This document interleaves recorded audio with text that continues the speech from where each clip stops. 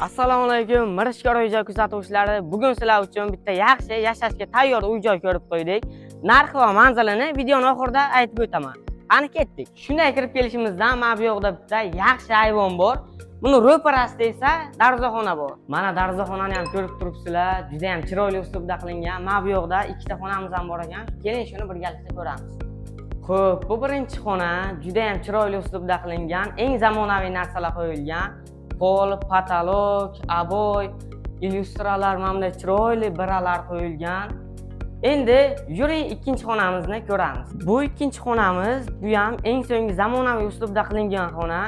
Pol, patolog, illyustra, eshik rom, aboylari qilingan. Shunday darvozadan kelib, darvozaxonaga kirmasdan turib, bitta chap qo'lda yaxshi xona bor. Uni ham birgalikda ko'ramiz.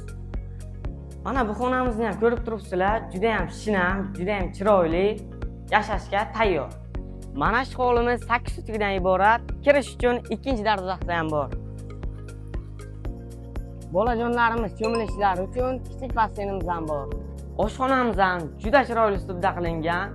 Shuni yonida yana bitta xona bor. Shuni birgalikda ko'ramiz. Mana bu xonamizni ham ko'rganlaringizdek juda chiroyli xona. O'tirib ovqatlanish uchun, yashash uchun juda shinam va chiroyli. Bu xonamiz baniya. Bu yoqda ham juda chiroyli shinam qilishgan, kafellar bo'lgan. O'ng tarafda esa areston nasos o'rnatilgan.